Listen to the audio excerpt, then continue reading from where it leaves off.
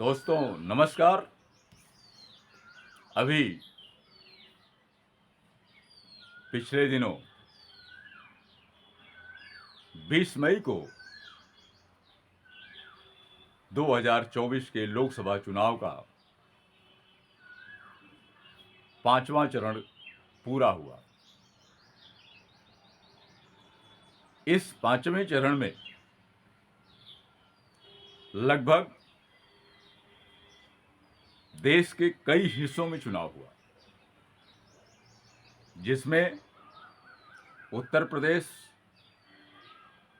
की 14 सीटों पर, महाराष्ट्र के 13 सीटों पर, बिहार के 5 सीटों पर, झारखंड के 3, उड़ीसा के 5, पश्चिम बंगाल के 7, जम्मू कश्मीर का 1 और लद्दाख के 1 सीट पर कुल मिलाकर 49 सीटों पर लोकसभा का चुनाव हुआ। इसमें आप देखा जाए तो हम आते हैं उत्तर प्रदेश पर। उत्तर प्रदेश में जिन 14 सीटों पर चुनाव हुआ वह है मोहनलालगंज, लखनऊ, रायबरेली, अमेठी, जालौन, झांसी, हमीरपुर, बांदा, फतेहपुर, कौशाम्बी, बाराबंकी, फैजाबाद, कैसरगंज और गोंडा। इन 14 सीटों पर मतदान शुरू हुआ। परिस्थितियां ऐसी रही कि जब ये पता चला कि रायबरेली, जहां से राहुल गांधी चुनाव लड़ रहे हैं, वहां 28-30 ईवीएम खराब मिली। दूसरी तरफ अमेठी में, जहां से स्मृति ईरानी चुनाव लड़ रही हैं, वहां दबंगई का बोलबाला बीजेपी कार्यकर्ताओं द्वारा ज्यादा देखा गया। इस पर राहुल गांधी को भागे भागे रायबरेली पहुंचना पड़ा और हर बूथों की सूचना के अनुसार उन्हें देखना पड़ा। अमेठी में भी स्थितियां थोड़ा देर से रास्ते पर आई, तो सवाल तो इस पर बहुत उठे। उन सवालों की तरफ मैं नहीं जा रहा। गड़बड़ियां भी बहुत हुई। एक जगह तो पाया गया कि एक लड़का बैठे बैठे बीजेपी को 8 बार बटन दबाया। उस पर एक्शन हुआ। चुनाव आयोग की थोड़ा सा नींद टूटी, उस पर मुकदमा हुआ और वो अरेस्ट हुआ। इस तरह की तमाम बात पूरे जगह कहीं न कहीं पाई गई।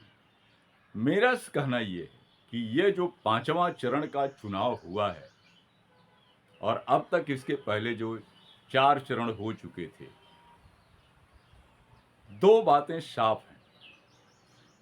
इन सारी स्थितियों के बावजूद कि चुनाव आयोग डाटा 1 हफ्ते में 11 दिन में दिया और 5 से 7% तक बढ़ा करके दिया, यानी इन 4 चरणों में 1,07,00,000 वोट का बढ़ावा हुआ, जबकि नियमानुसार 48 घंटे के अंदर ही सारे आंकड़े देने चाहिए। दूसरा उसमें जो अंतर था कि हमेशा 19 तक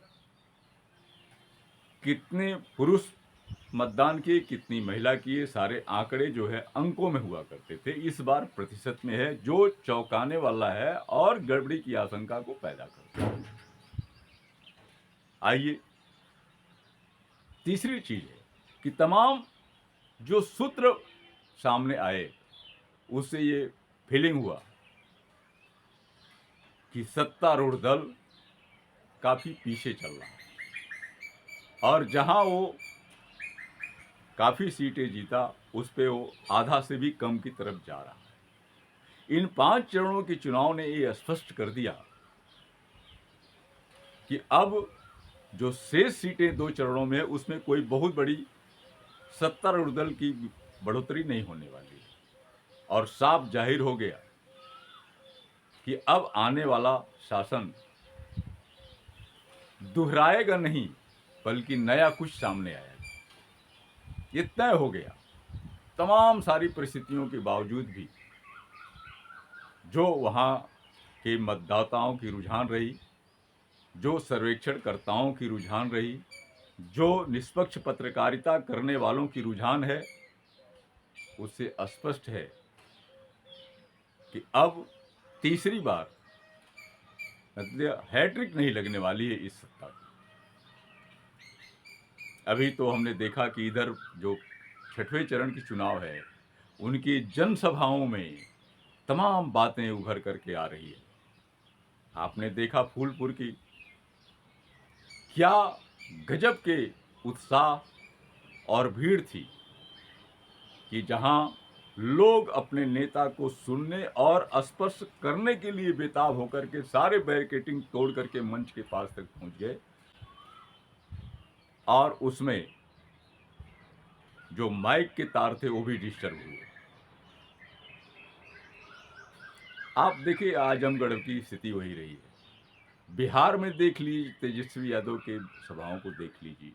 महाराष्ट्र में आप शिवसेना उद्धव ठाकरे के भीड़ को देखिए। राहुल गांधी की तो बात ही छोड़िए, ममता बनर्जी के भीड़ को देखिए।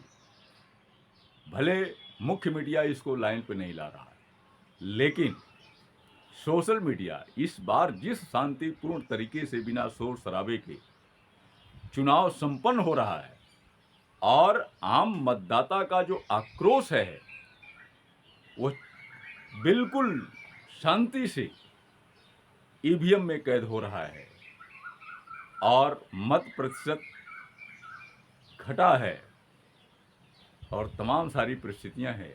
इन सारी स्थितियों ने स्पष्ट कर दिया है कि यह सरकार बदलने वाली है, सत्ता परिवर्तन होने जा रहा है, ये तय है। और कहीं कहीं तो मैं नारे भी सुन रहा हूं कि 25 मई और भाजपा गई, यानी सरकार गई। ये तमाम रैलियों में हम देख रहे हैं। वहीं सत्तारूढ़ दल को भीड़ जुटाने में पूरा जोर हो जा रहा है। तमाम उसके चमत्कारिक बातों के बावजूद और उसके अपने ही नेता, अपने ही लोग कुछ ऐसी बातें कहे जा रहे हैं जिसका असर बहुत सही नहीं पड़ रहा है जनता पर। उसका बुरा असर उल्टा ही हो रहा है। तो देखिए, आप उम्मीद रखिए कि सत्ता परिवर्तन होने की उम्मीद 90% से ज़्यादा है। अगर किसी वजह से आया भी तो यह एक भी चमत्कार होगा और हमें बेसब्री से 4 जून का इंतज़ार है।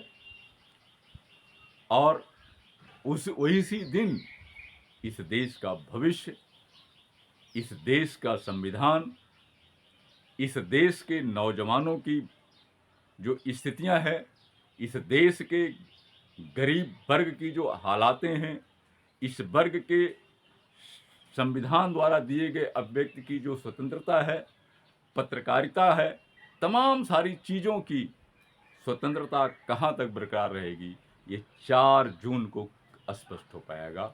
इसी के साथ मैं बात आज की यहीं समाप्त करता हूँ। आपका मित्र सोनकर सौमित्र।